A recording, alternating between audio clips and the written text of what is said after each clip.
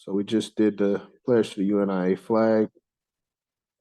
Any questions, or I kind of want to know what everyone remembers from lesson 2. What are we discussing tonight? What was the title of lesson 2? Leadership. Leadership. What do we remember about what Garvey was explaining in the lesson on leadership?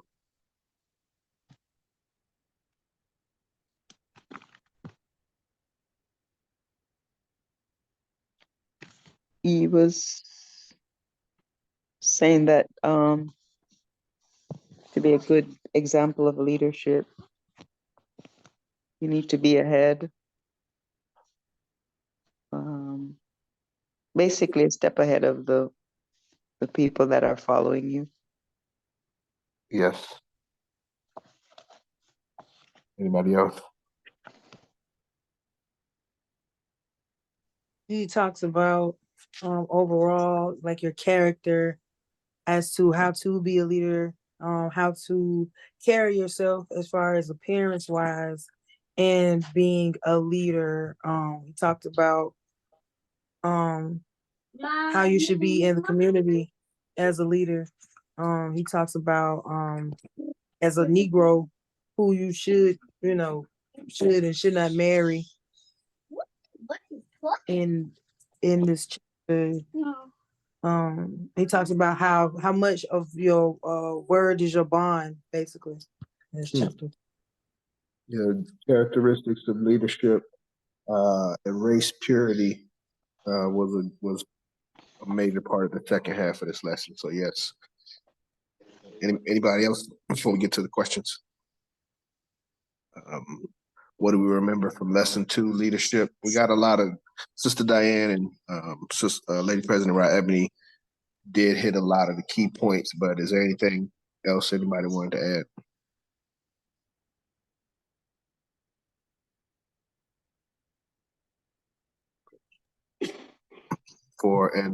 Briefly, let me roll call today. We have myself, President John. We have Lady President Rod Ebony, Counsel General Attorney Imhotep, and Lady President in Training, Lady Vice President in Training, Sister Diane.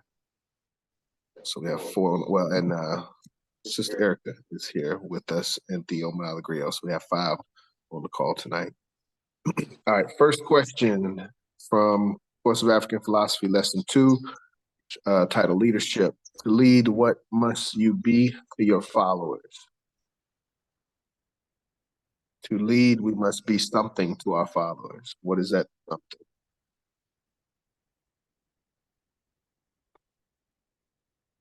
What's that? What you say? We must be I want to say, I don't know, President, because it's a certain word you're looking for. So yes, it is. It says vigilant, keeping ahead of those you lead. It is in regards to keeping ahead, yes. And vigilant would be an implication of what he says first.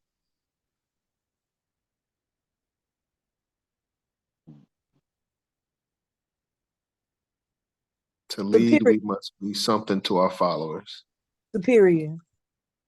Period. Oh, superior. Yes. That's the word I'm looking for.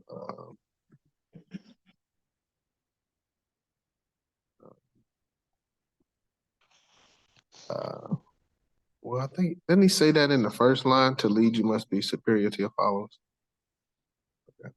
For others to follow you, you must be superior to them in the things that they must follow you for. Yeah. Also on page 19, I've got some elaboration. The moment you fall down from the position of superior ability, you will automatically fail to, I got something more away, sorry. You will fail to lead and you will have to follow others. People only respect leaders and follow them when there is something superior in them. So he mentions the concept of a leader being synonymous with superior in some aspects. So I want us to have a foundational. That's one of the first things that he says coming out of this lesson. So, any questions on that?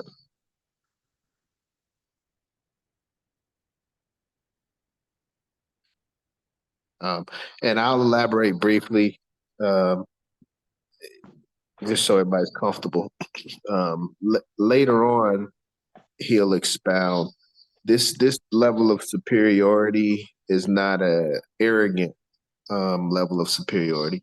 The way I've explained it in the past is like you learn in karate. The master should have the highest belt. The teacher shouldn't be a white belt. He should be superior in rank to those which are, quote unquote, the students. So we must always be, and again, the previous lesson that we just read was intelligence, education, universal knowledge, and how to get it. So it's more of a mental superiority in regards to global awareness. Garvey talking about reading the journals monthly, biannually, annually, and reading late at night, but having a step ahead of our peer groups because of the level of study that we pursue. So that's how I would say it. Any questions, comments before we go to the next question? Okay, we good. All right, next question. Why must a leader be concerned with a clean appearance? Why must a leader be concerned with a clean appearance? According to Garvey.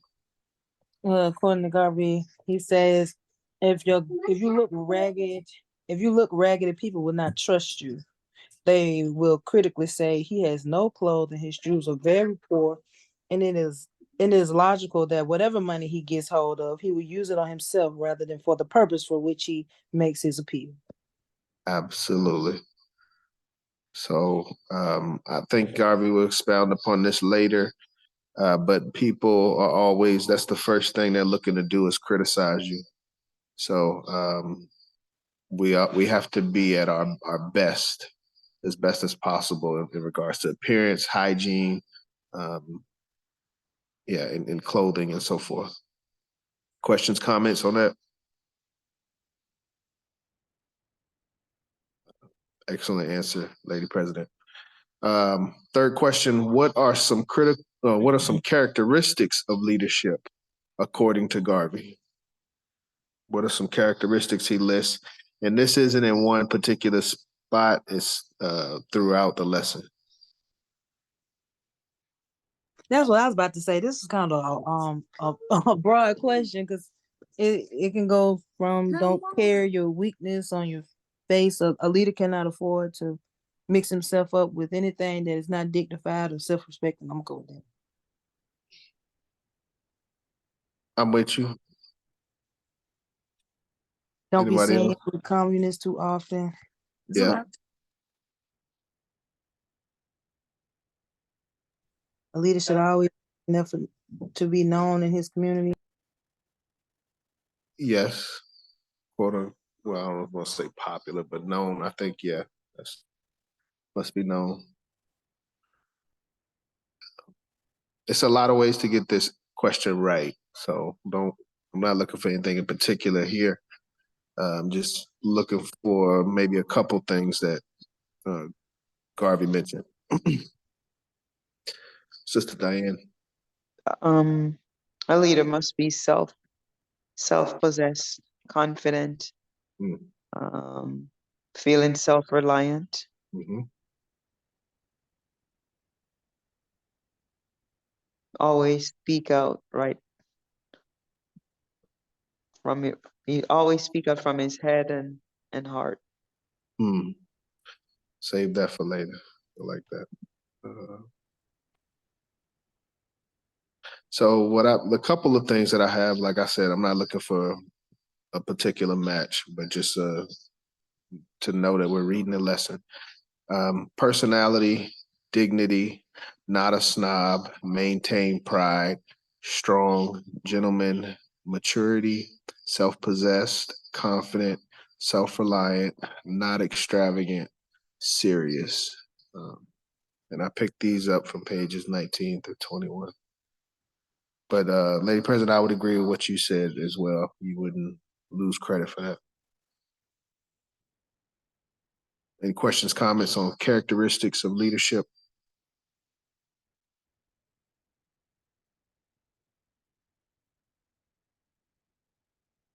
Okay.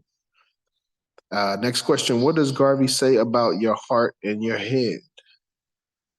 So yeah, we just mentioned heart and head on the previous question.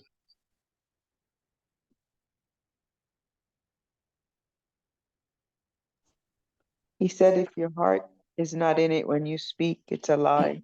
Uh-huh.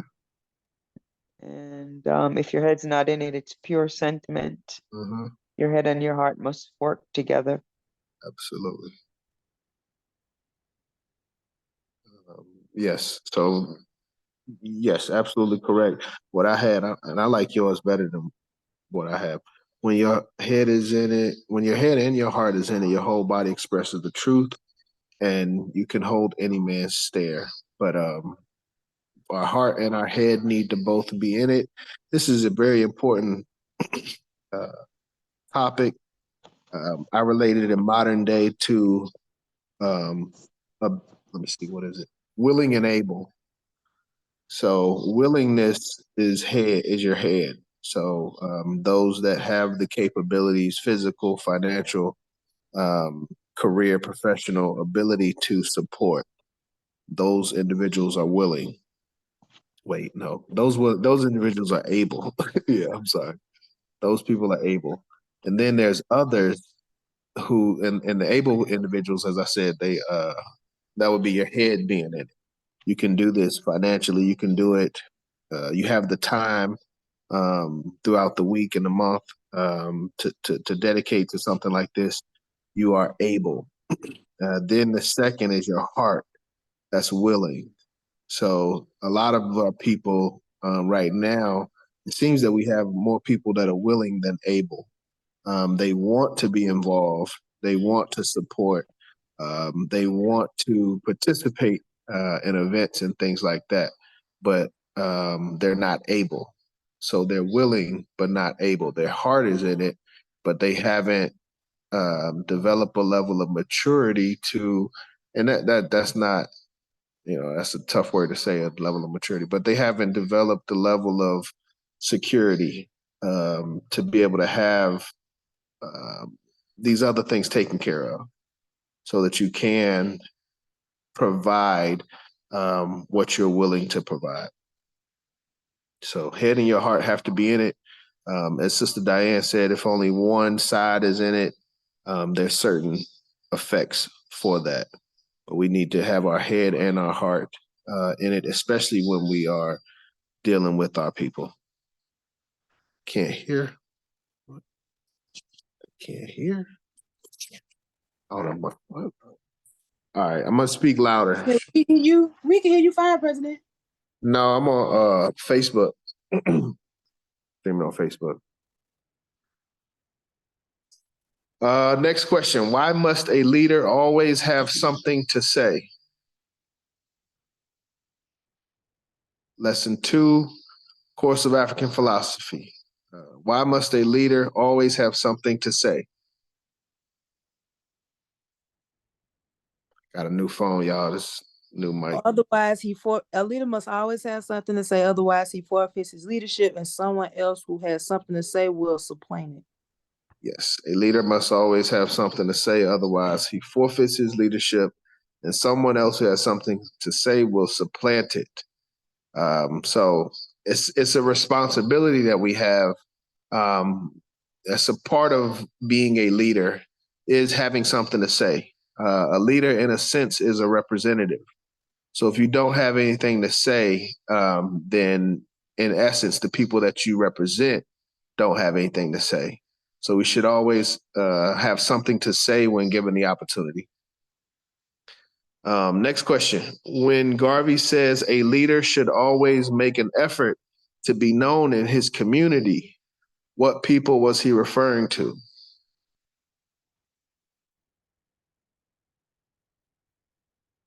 What people was Garvey referring to when he said that a leader should make an effort to be known in his community?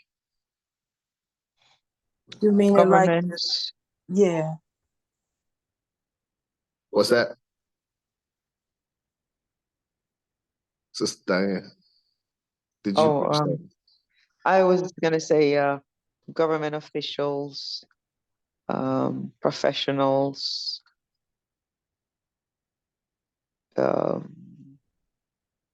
administrators, and prominent business people. Yes, but also government. Well, you said government officials. Governor, Secretary of State, Mayor, members of legislature, bishops, administration of government, preachers, doctors, lawyers, and prominent businessmen.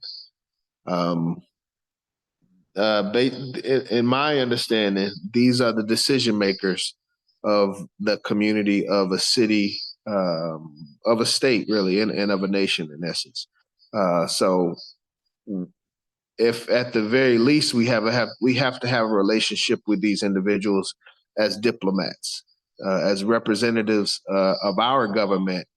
We should have a relationship with the representatives of this government. Questions, comments?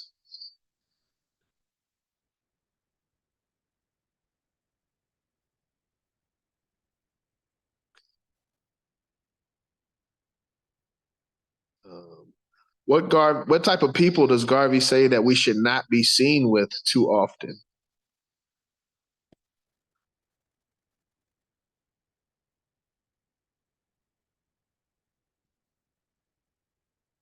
Communists.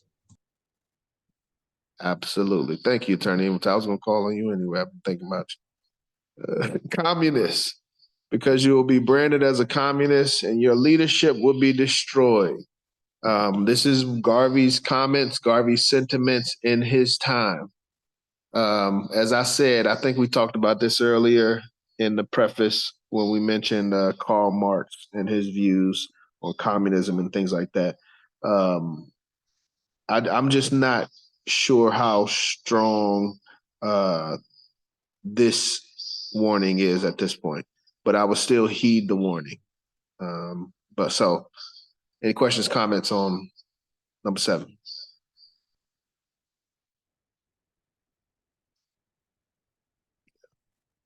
But yeah, again, this is not my opinion. I'm not trying to do any level of indoctrination. As I said, it's just I would say transmission, going from one entity to us as a group. So these are Garvey's opinions and what's documented in the text. What does Garvey say about speaking to people you know about the UNIA?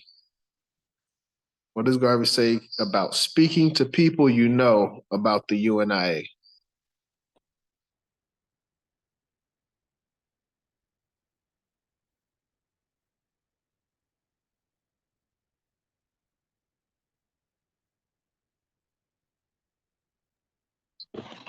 He says to reach out to them and be diplomatic in your approach. Never talk to them with someone you think is not in sympathy with the UNIA. Yeah. Never say anything.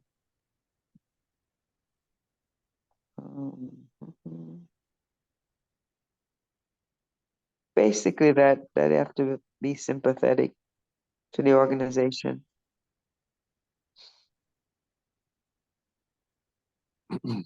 Yes. The question was, what does Garvey say about speaking to people you know about the UNIA? And this is another, what I would consider diplomatic question. And how we respond to it has to be diplomatic, because We as Garveyites know, and we'll get into the aims and objectives tonight, but we know our job is to organize our people. And in order to do that, we have to talk about the UNIA and Garveyism. So this is what I would consider a diplomatic approach to that process. But Garvey says, or the text says, never say anything to one person who may be in sympathy with the UNIA in the presence of two or three people, unless you know that the others are also sympathetic. Because when you are gone, the others may try to undo the good relationship. So, yeah, we just have to be careful about who we talk to and groups that we talk to about the UNIA. Questions, comments? But Sister Diane is absolutely right too. There are certain people that we are promoted to speak to. Questions?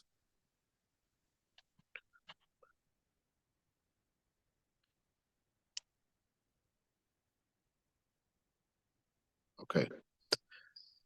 Next question. What does Garvey say about dividing the Negro race by colors? What does Garvey say about dividing the Negro race by colors? He said we must be careful not to do it. You got to be careful dealing with that subject. Yes, ma'am. Yes. He said the standard Negro is the African, and all should be proud of their Black blood without insulting any color within the race. Yes. He said this is very, very important. Absolutely. And those are things that we have to really, really pay attention to, or I really, really pay attention to. Garvey doesn't use terms like very, very important often.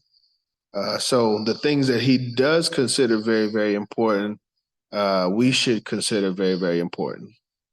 So what I've got from the text, and it's in line with what Lady President and Sister Diane said, never divide or create confusion between the different colors of the Negro race. Always try to prove that the standard Negro is the African and that all Negroes should be proud of their Black blood without insulting any color within the race. And as Sister Diane said, this is very, very important. So the concept of colorism is what we call it now, but the different shades and I guess the mulatto types of things, we don't, we don't do colorism. The lightest light, the darkest dark. If you claim descendancy from Africa and you were willing to work with and support Africa, we would consider you, brother or sister. Questions, comments?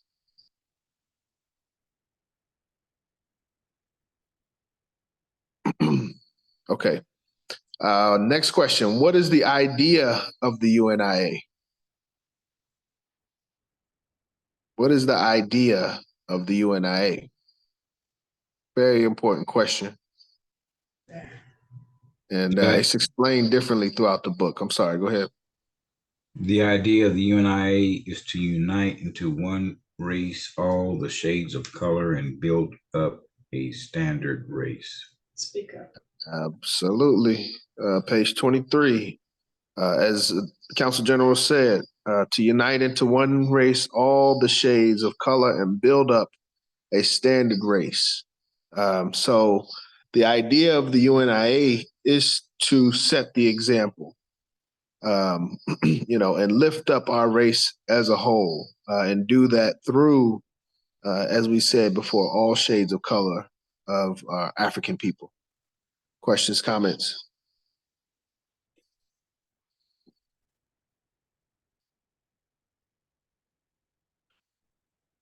Okay, what does Garvey consider an unpardonable sin?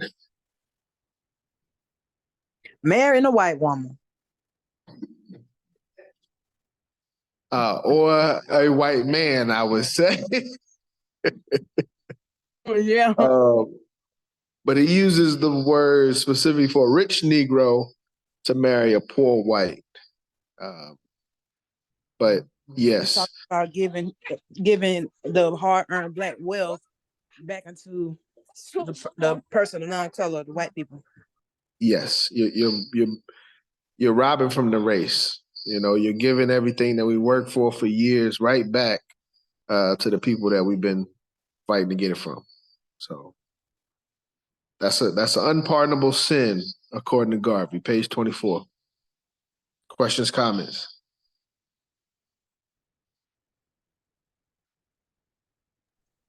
I got a question, President. Were you on the call? I think it was a secretary's call. I don't know, it might have been, I don't know. But they were talking about whether, say, for instance, somebody wanted to join UNIA and they had like a white spouse or like kids or something like that. They couldn't join at all. That's unconstitutional, as far as I understand. Per the Constitution, and this is something that I kind of want to touch on at HEC this year, but per the Constitution, it states that you can have a spouse, and Counsel General, correct me if I'm wrong, you can have a spouse of foreign race and still be an active member of the UNIA. However, you cannot hold position of high office or any office, to my understanding. Counsel General, are you aware of the law in regards to spouse of alien race?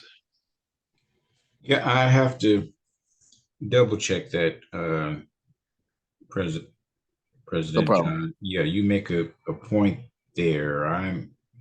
I'm thinking you cannot marry someone outside your race at any membership level.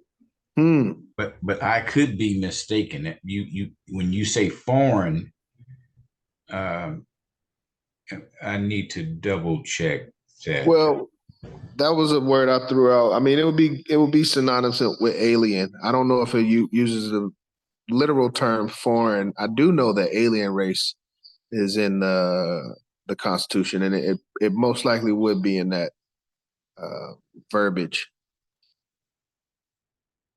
Brother James, I see your hand. Yeah. Brother Attorney Emmership, I think he kind of clarified some of it. But if that's the case, if that is in fact true, what you're saying, that you can be a member but have a spouse that's not of the race, isn't that something that we should tend to? Because many of the other races, all of them pretty much are diametrically opposed to the fundamental progression of African people. Yes, sir. Shoot, let me see. Oh yeah, I could do this. Hold on. Let's check the Constitution. Let's take a quick segue. Check Constitution.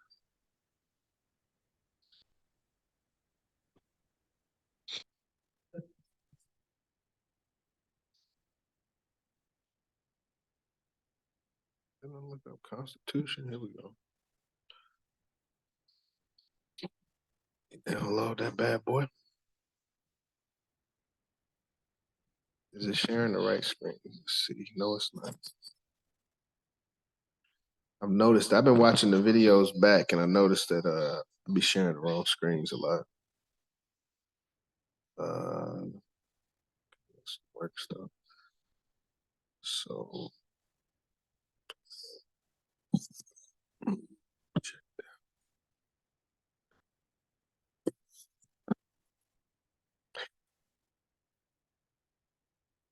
let's look up alien. How many aliens we got in here? 8.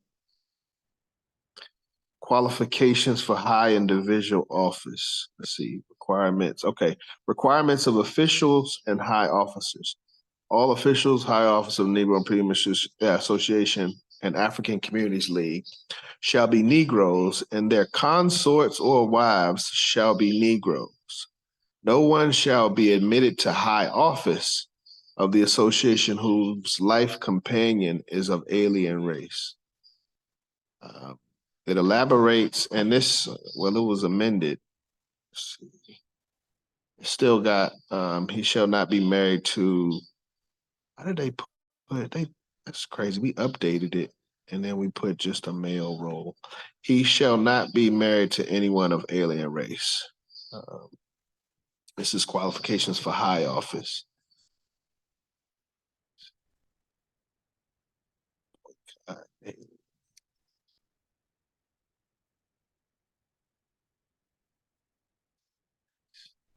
Yeah, alien race defined as non-black African, having no discernible African heritage. It's always good to have definitions. So I've seen qualifications for high office. Let me see here. Let's look up active member.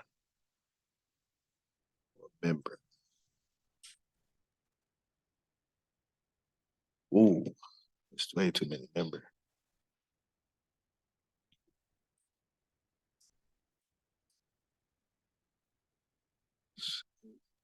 All active members, Constitution.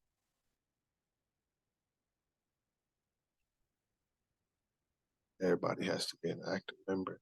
Member of the African race can become active members, page 47.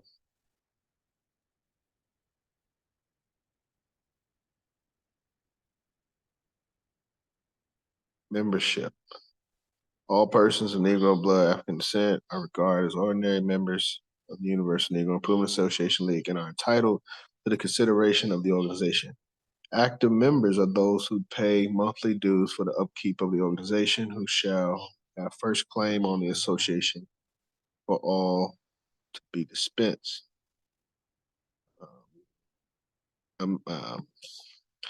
The amendment, active members are those who pay monthly dues for the upkeep of the organization, which our first claim. It's the same.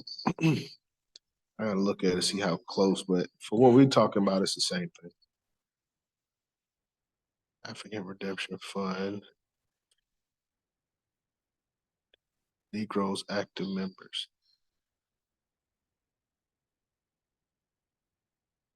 No division shall admit to active membership anyone other than a Negro. No division shall admit to active membership any person otherwise member of the African Black race. We have to review it further, but I really don't see any exclusion for members who have partners of alien race. They can be, per the Constitution, the way I understand it, they can be members, they just can't, it specifically says that they can't be high officers. And if they, from a legal sense, for me, if they can't be members, there wouldn't be any point to mention that they can't be high officers and why they can't be high officers. We do have a section for, you know, bear with me. I think we actually used the word, we used lesbian. No, I'm just walk with me, like, be careful. U.N.I.A opposes homosexual and lesbian relationships, which are contrary to the laws of God and practice of African people from the beginning of our history. No person who is a known and practicing homosexual or lesbian shall be member of the UNIA-ACL. So it's clearly spelled out for homosexuality, but to my knowledge, it's not spelled out that way for partners of alien race. That's why I brought up this part. Well, Brother President, what revisiting what you initially read, are they saying that for you to have high office, is it saying that you must be married, and it's just clarifying, making sure that you're married? Because it seems like it's kind of said, it's kind of understood without being explicit, like you can't be a member without a spouse. But now I'm wondering, and maybe I didn't comprehend it correctly, but is it saying that to take office or take certain offices that you must be married? Let me look at the amended version, read from there. I think it's saying you don't have to have a spouse. You just don't need to have the wrong spouse. Right. Yeah, that's the way I understand it. You shall not be married to anyone of alien race. So as long as you're not married to someone of alien race, even if you're single, that's better than being married to somebody of alien race. We have several members of High Executive Council that aren't married. Okay. All right. I was just wondering. Yeah. Good question. Anybody else? What are we talking about? Oh, and Brother John, on Unpardonable Facebook, sin. there's no audio.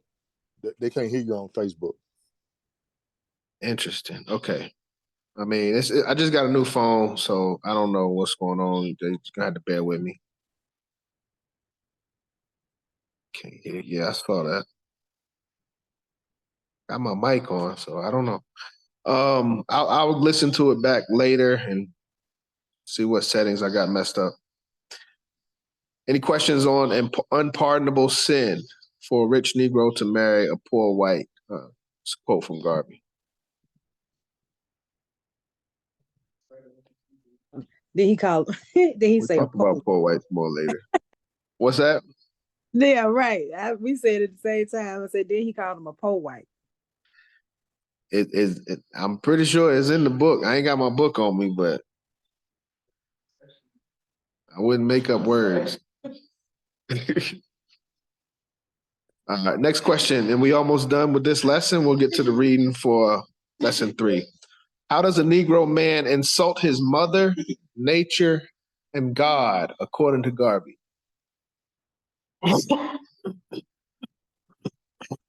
By not marrying a woman that looks like his mom. Absolutely. He says the best tribute in nature is to preserve a species. So if you're not preserving your species, it's basically rebellion. You're rebelling against God, you're rebelling against nature, and you're rebelling against your parents. Absolutely. If you value something, you want to preserve it. If you value your people and your race, you want to preserve it. And that's where this part of this lesson talks about race purity and valuing race purity. When you hear about Garvey and he was more in line with the KKK than he was with the NAACP, it's because of topics like this. Both sides believed in race purity. The white Klansmen wanted their women to be with white men. And Garvey felt the same way. He said, I want our black brothers to be with our black sisters. So that's something that they agreed on. But people make it seem like they were working together. Any questions, comments on how a man insults his mother nature and God, according to Garvey? Now they're making it like fashionable, and they're putting the advertisement. Yes. Because of what's going on with them racially. Their races are dying out. Yes. And now it's like fashionable. So they even though they used to falsely accuse black men of looking at a woman and lynch him, now they're like promoting it because their race is dying out. Yes, ma'am. So hypocrisy. But at the end of the day, that's what this course is about. As we will review next week, we'll go over the preface and the foreword again and all of the lessons that we've gone over thus far. But the purpose of this course is to instill a fierce Afrocentric perspective.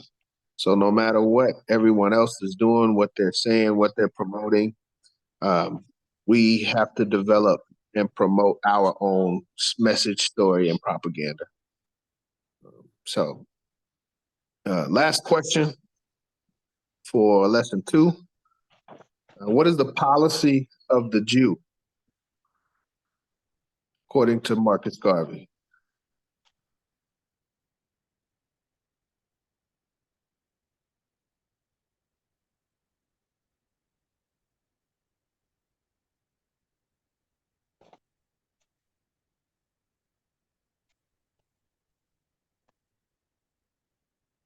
Saying like don't trust them. They don't play fair. Don't trust them. They don't play fair, but more specifically, why don't trust them? How do they not play fair? Because they play with loaded dice. That Yes. part? Okay. That's, they play with loaded dice. Oh, this is not the right book. I think it's more so with the penny on the eyes. Oh yeah, he was talking about oh shoot, it's right. He was talking about the Canaanites. He was saying that if they see you're sick with pennies on their eyes, they'll take the pennies off their eyes. Let me read it. I'm fine. I think it's the same as saying, no, it's terrible. If you're on fire, they're not going to put out the fire. Yeah. Yeah. Some people, I think the saying was, if you on fire, I wouldn't piss on you to put you out. I was trying to be diplomatic. That's the modern day. What'd you say? I was trying to be diplomatic the way I said it. I mean, this study group. The policy of the Jew is if he sees a Gentile dying on the pathway and the penny covers his eye as a hope for recovery, he will take it off and let him die.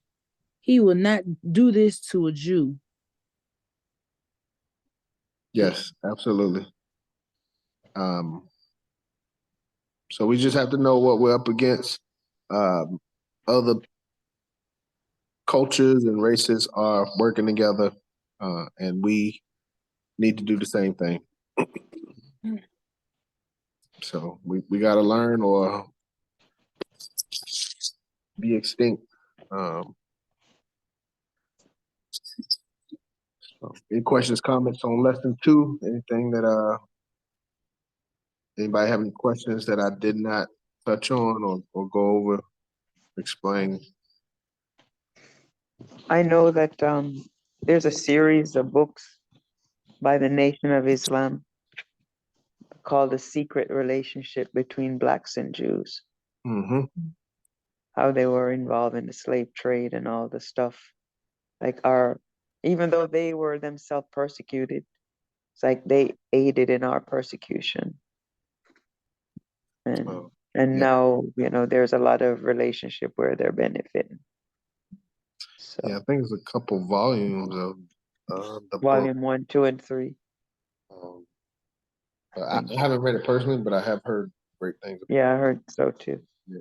I heard the lecture on it, but I haven't read the books. What's that?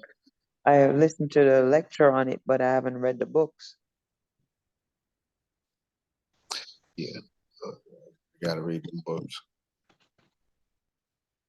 I know they got some good information in there. And from what I understand, it is the Jew indicting himself. So they're using their own words against him.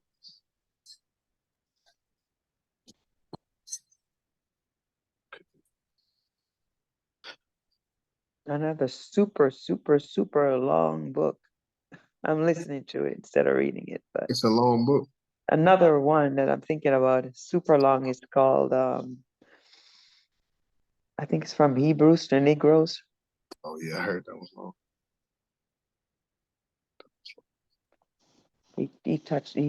He's well researched. There's a lot of touch on a lot of stuff. Lady President, will you be reading tonight? Yes. don't know why this is so. I'm gonna get this on Kindle. It's like $4. I get the whole thing. So next week, everything will be more clear. Thank you, Lady President. You have the floor.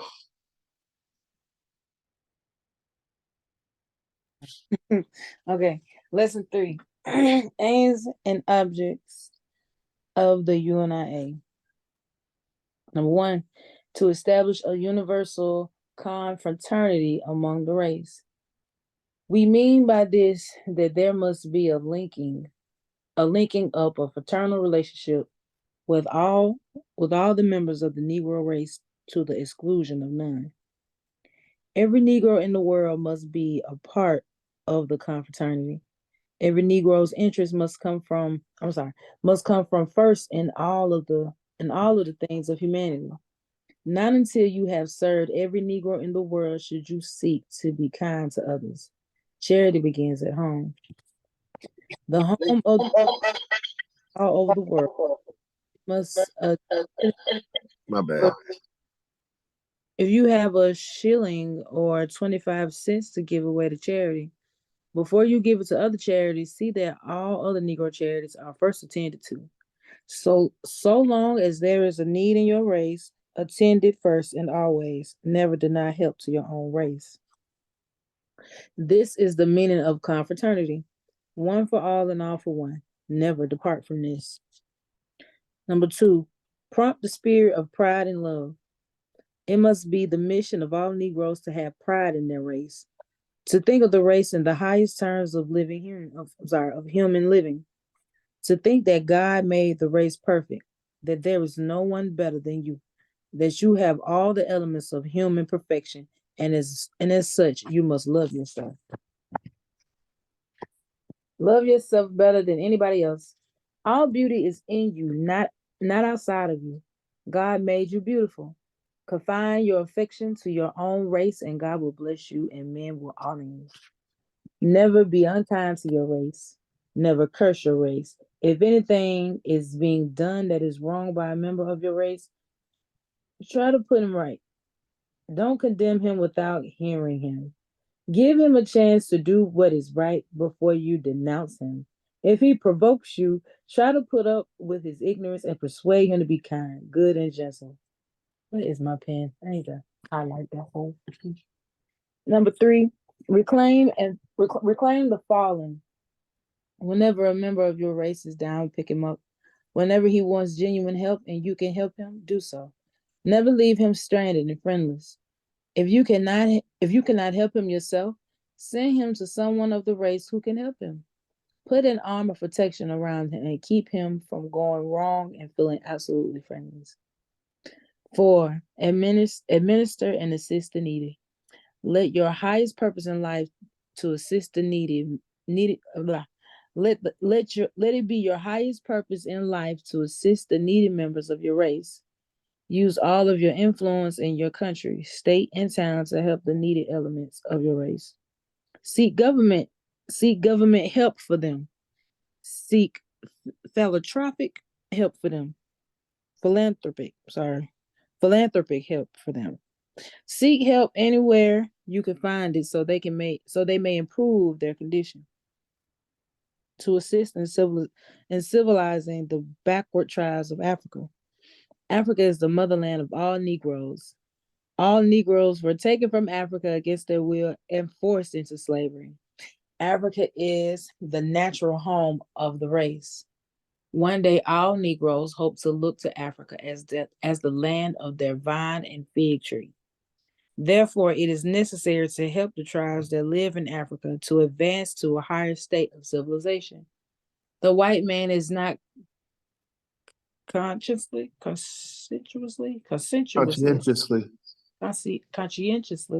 doing it, although he proves to do so. This is only his method of deceiving the world. It is the Negro who must help the Negro. To help the African Negro to achieve civilization is to prepare him for his place in a new African state that will be the home of all Negroes. 6, to assist in the development of independent Negro nations and communities. The Negro should develop every section of the communities in which he lives that is his, so that he may control that section or part of that community. He should segregate himself residentially in that community so as to have political power, economic power, and social power in that community. If he scatters himself about the community, or if other people live in the community, he will be scattering his power and dividing it up with other people. If there are 10,000 Negroes in a town, he should live close to each other. They should live close to each other. If there are 500, 100, or 1 million in a town, they will have the power of their numbers to do business, to appeal the governor, and to voice their rights as citizens.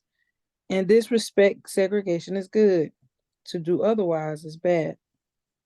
7, establish commissionaries or agencies in the principal countries and cities of the world for the representation and protection of all Negroes, irrespective of nationality. This means that there must be someone in every city whose business it will be to look after the interests of Negroes who may come into that city or country. His position will be like that of an ambassador, consul, or consular agent of a nation. He will interest himself in all things affecting the Negro race and see to it that no advantage or abuse is taken or made of a Negro who comes into the city or country. He is to report all happenings affecting the Negro and those happening in which the Negro is interested to the UNIA. Which the Negro is interested to the UNIA.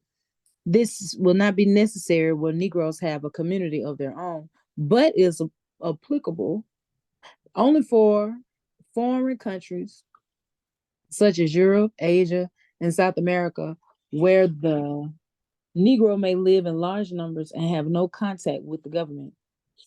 Number 8, to promote a conscientious. I'm sorry. No, you okay? Spiritual worship among the native tribes of Africa. Considering that there are so many different religions, thoughts, the Negro should be brought under the influence of one system of religion and the belief in one God. An honest effort should be made to instruct him in his particular desires and not to exploit him by teaching him different religions. There is to be no speculative idea behind his religion. Number 9, to establish universities, colleges, academies, and schools for the racial education and culture of the people. This means that we are not to become satisfied with the educational system of the white man, which has been devised by him for his own purpose, to lead others to obedience to his system.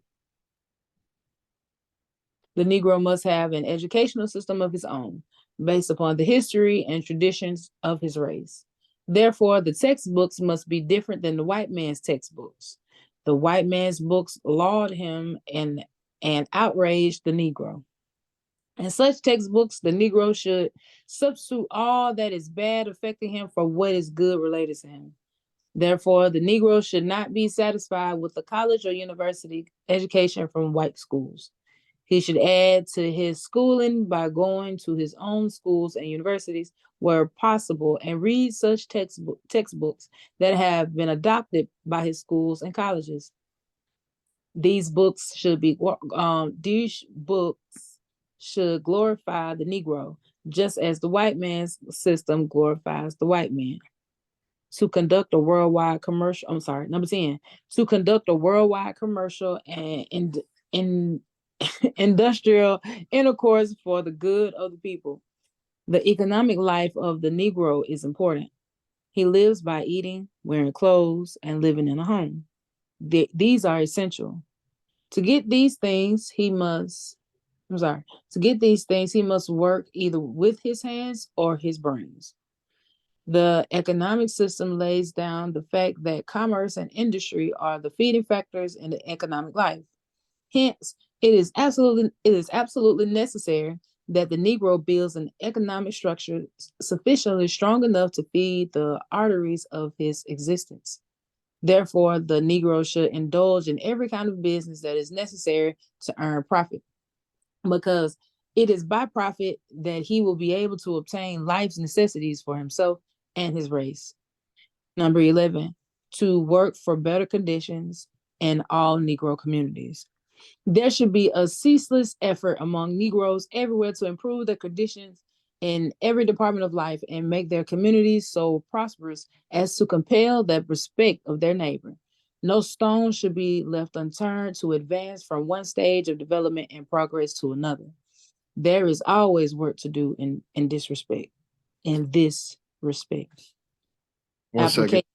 Okay. 1 second, Lady President. So that section breaks down the aims and objectives of the UNIA as Garvey saw it at this point in his life. If you compare these aims and objectives to what's written in the Constitution, it's fairly the same, a little bit different verbiage, but the intent and motivation, I would argue, is the same. Any questions, comments on our aims and objectives, the importance of these bullet points? But as we've always discussed, as we should know, there are 11 aims and objectives of the UNIA. If someone wanted to build a farm in Ghana, which aim and objective would you argue that relates to?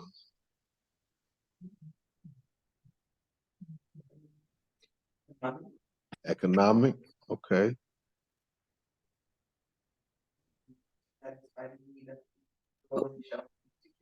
Could be assisting the needy. I was gonna say number 5. Number 5, yes. The continent. And number 6. 6 is, it could be number 6. I could understand that argument. Number 10. Number 10, we got 10. Sister Diane mentioned the economic portion. Oh, okay.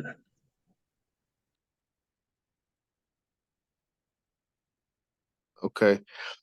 Good numbers. I can't even remember all of them. 6. He said 3, assist the needy, 6, 5, and 10. A hint for everybody: 11 is pretty much always there. Number 11 is the catch-all. Anything not listed specifically. Ceaseless effort among Negroes everywhere to improve their condition in every department of life and make their community so prosperous as to compel the respect of their neighbor.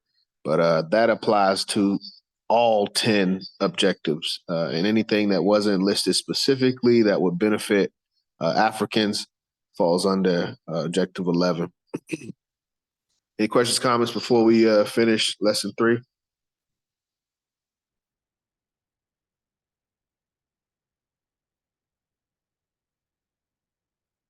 Okay. Aims and objectives of critical importance. Very important to know as members and especially as officers. All right, Lady President, you have the floor. Application.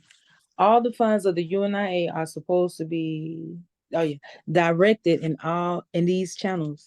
The funds of the UNIA must be used for the race and only the race. These funds belong to no one individual or group of individuals. They are held in trust for the race. All the prompts made from investments in different companies that it controls must ultimately be used for the good and welfare of the Negro race at large. UNIA property must be held in trust for the Negro race. Its wealth will be held in trust for the Negro race for serving generations yet unborn. The UNIA shall go on eternally, with one generation handing it down to the next. no one person or persons can claim such wealth because it is for the race in perpetual existence. Stress this everywhere you go so that people may know that what they contribute to the UNIA is not lost to them. Let them know let them know that their future generations may benefit from the gift they give today. Black nationalism. The culmination, let me stop. No, you good. The culmination of all the efforts of the UNIA must end in Negro independent nationalism on the continent of Africa. That is to say, everything must contribute toward the final objective of having a powerful nation for the Negro race.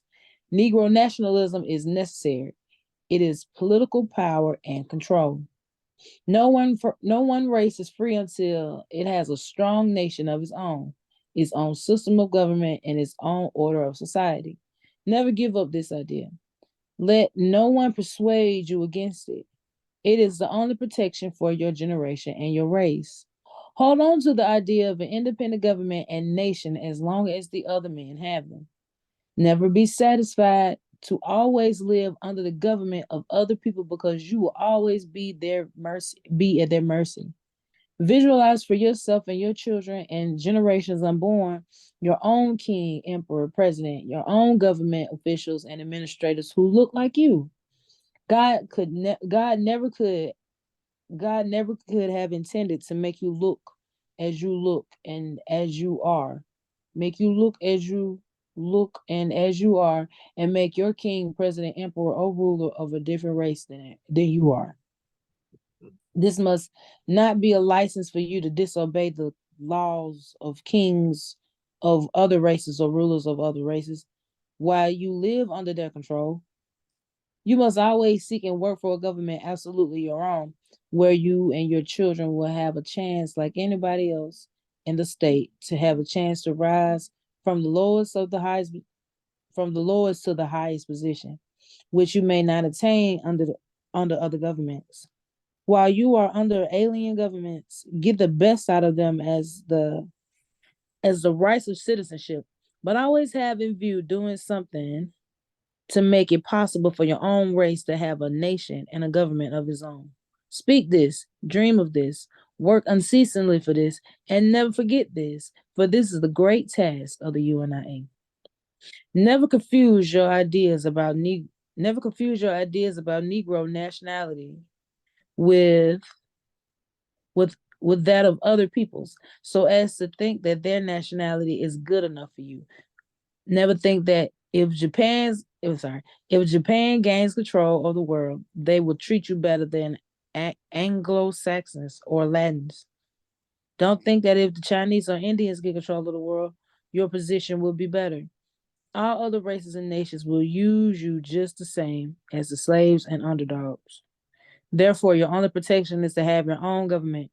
Don't encourage Negroes to join Japanese, Chinese, Indian, or any other movements with the hope of getting greater freedom. They will never get it because all peoples want all things for themselves. Explain Explain this thoroughly and sufficiently so as to discourage ignorant Negroes from thinking otherwise.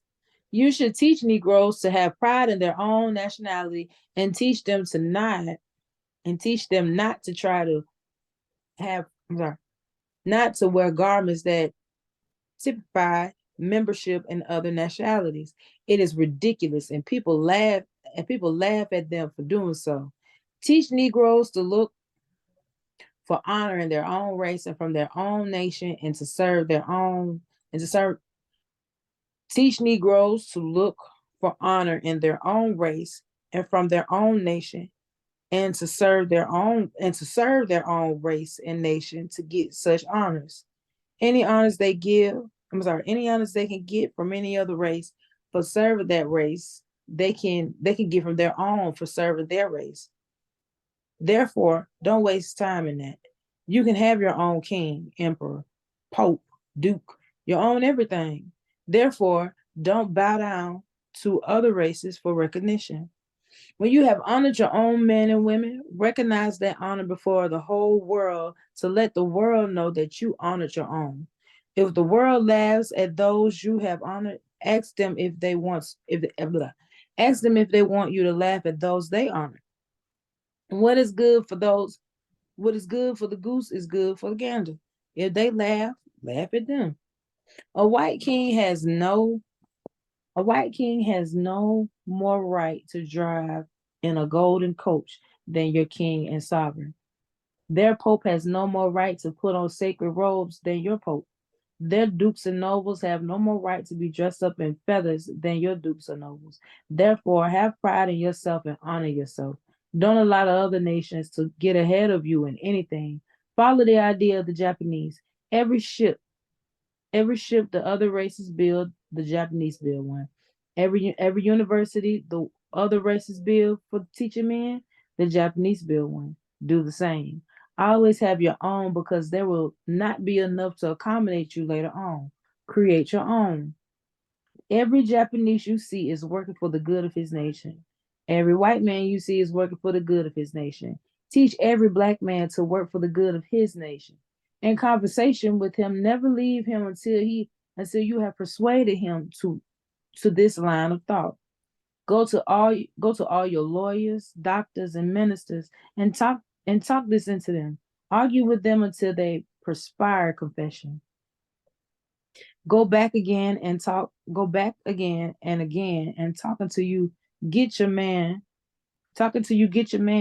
and let him work for a nation. Always talk about a nation. I always feel that you see the nation. Use the object lessons in other nations to convince your people of the reality of a nation. The sovereign of a people is in the nation. It is the result of people forming a society of their own government. It is a result of a people forming a society of their own to govern themselves and to achieve their ends. People with different outlooks and of different races never join together except they are subdued. They always find independent expression in action.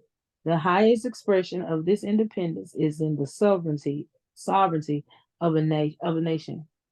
The flag of a nation is the emblem that signifies the existence of that nation. Have your flag. It is red, black, and green.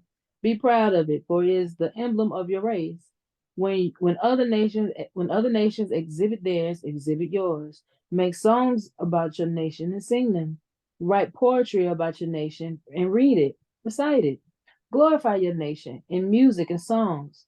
Don't sing the songs of other races. Don't recite the inspirational poems of other races. Sing and recite your own. Everything that inspires other races, turn into your own tune and fit it to suit your own inspiration and idealism. See only yourself in everything. Make your nation the highest expression of human idealism, then live up to it.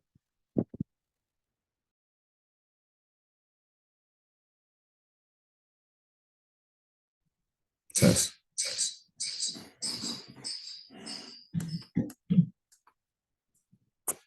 Test. Okay. um,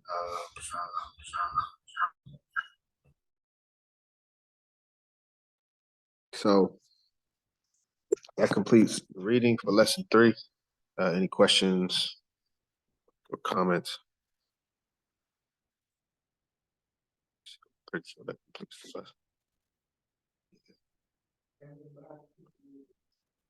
Every black people need this. Every black people need this lesson. Need this lesson specifically. Race pride. Race purity. Race purity is the previous lesson, but yes, this one is principles of the U.N.I.A. and then nationhood, really. Application. That's about the fines. One thing to think about as we're getting into the text now, we just finished reading lesson 3, which is titled The Aims and Objects of the UNIA. You would think that this is a foundational lesson And I had to ask for a while, why wasn't this the first lesson? And why did Garvey put the lessons in the order that he did? And what is he trying to build within us? And again, first lesson was about intelligence, studying history, studying as much as you can, staying a step ahead. Lesson 2, to get straight to it, leadership. That's what this course is about. You know, and it's clear in that, and it lists the characteristics of leadership. So the excuse of ignorance, we don't have that. We have the lessons from one of the greatest organizers, well, the greatest organizer in our time, especially for our people. And he's giving us specific comments on what it is to be a leader and what leadership is, what it represents. So that's the second thing that he felt was important. Third thing is foundation in the UNIA and nationalism. In the middle, it had a point about ownership, which we will touch on in the questions next week. I think it's important. But this lesson in itself, in a sense, is about what is the importance of nationality, sovereignty, a nation, and the principles of the UNIA. So the next lesson that we're going to read is titled Elocution. When you look at what is it? It's still here. Okay, next lesson, we'll get into it. Next lesson, we'll get into it more. I don't want to spoil that. Where was I at? I was on the text. Next lesson is titled Elocution, which is the art of speaking. But it's just something I want everybody to think about is the order, how Garvey is laying the course out, and how it should be affecting us. So, any questions, comments on lesson 3? Yes, I wanted to ask him a comment. Yes, President John. Greetings, You know, Sister Ziva. yes, in regards to what you just read about not catering to their songs and things, and I keep thinking about the football player that took a knee because he didn't want to do the pledge to the flag, and this kind of puts me in mind as to what Garvey was speaking of. Does that kind of coincide with what was said about not singing anybody else's songs of the pledge and the anthem and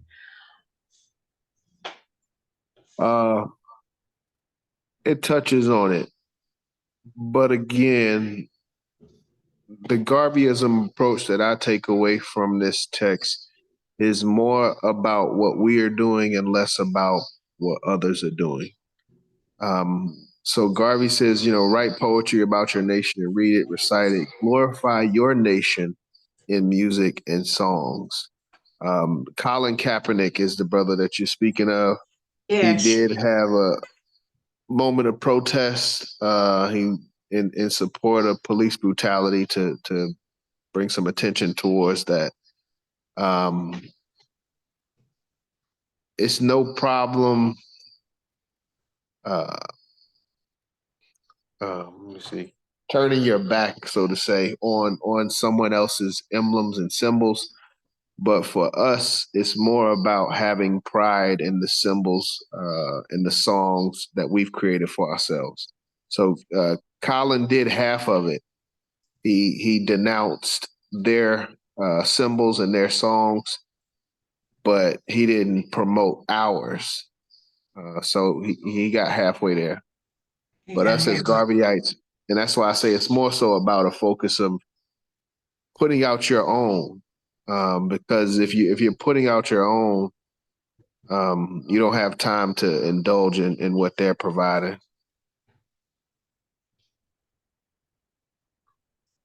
Okay, is it still?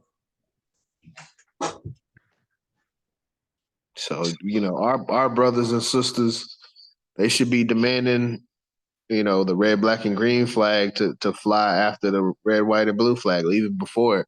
That's a whole nother discussion. But they should be demanding that so that they can say our pledge. But that's where we have to be as a people, is proud of the things that we've created for ourselves. Stop giving everybody else all the credit. Thank you, Sister Aziza.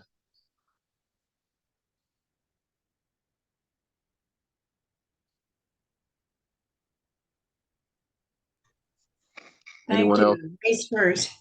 Thank you, Sister Aziza. Race first. Anybody else? Questions on anything that we've read this far? Preface forward through lesson 3. I think the message is not to, I mean, obviously, and he's basically saying that when you live under a nation, every nation have laws and rules and things to be obeyed, their flags that represents them and what have you, and you're not saying not to observe those, because just by living in that nation, you're kind of bounded by some of that. However, he's saying we need to have our own stuff, have our own country that's there for us, that we, just like the Jews can look at Israel, and the Japanese can look at Japan and China and so on and so forth. We need to establish our own stuff, starting with the education, starting in our communities, Yes, etc. Yes, absolutely. Education, foundational. Why do we need to have our own? Why we need to have our own nation? What is the fundamental thing as to why we need to have our own nation?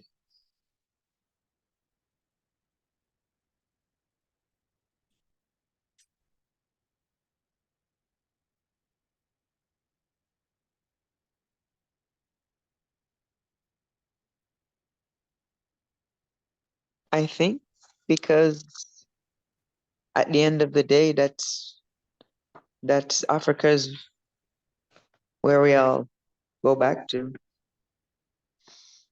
That's And what we all go. we should have our own, because everyone else does have their own. Yes, the where I was going is freedom and protection.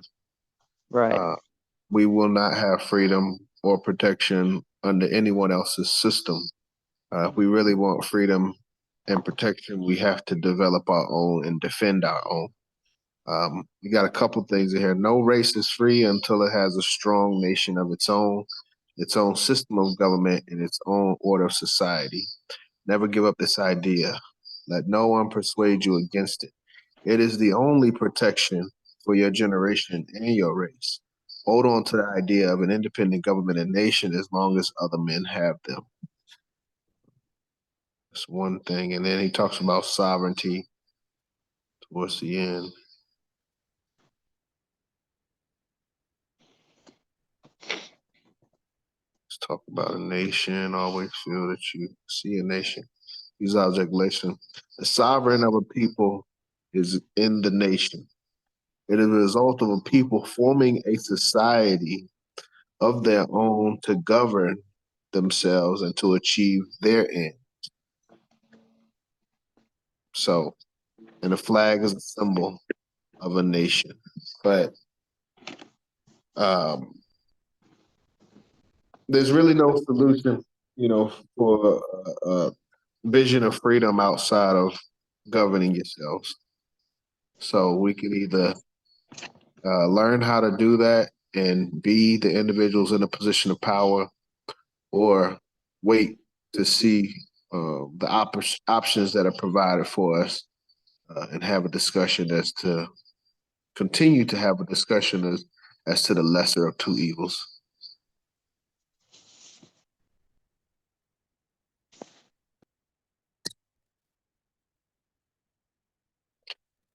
Questions, comments before we close?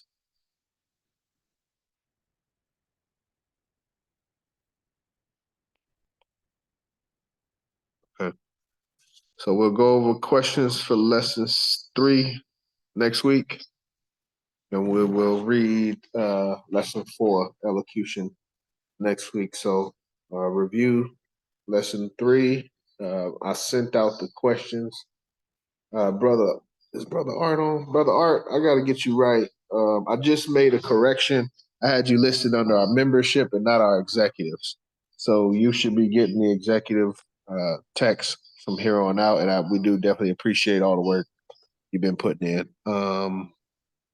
Yeah, next week we will read elocution. We'll have questions on lesson 3. So I prioritize lesson 3, understanding it, trying to pull out not just the questions that I provided, but really just look at it and try to understand what Garvey's trying to say. And then we'll read lesson 4 next week. Probably need to stop sending the questions a week ahead. I don't think I like that.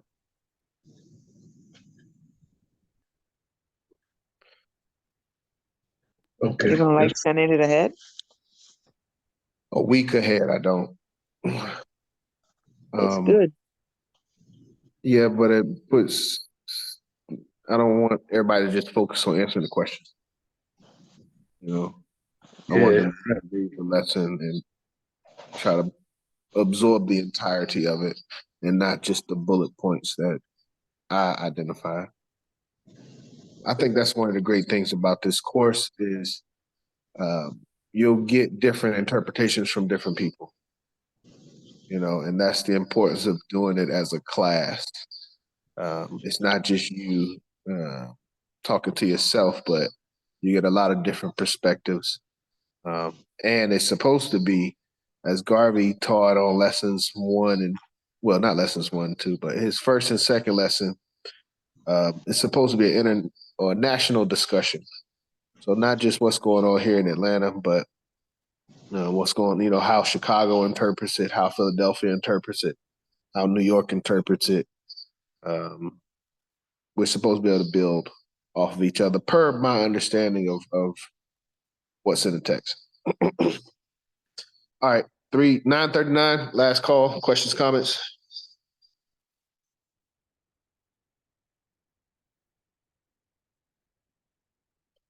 Okay, thank you everyone for being on the call. Lady President, do you want to close us out?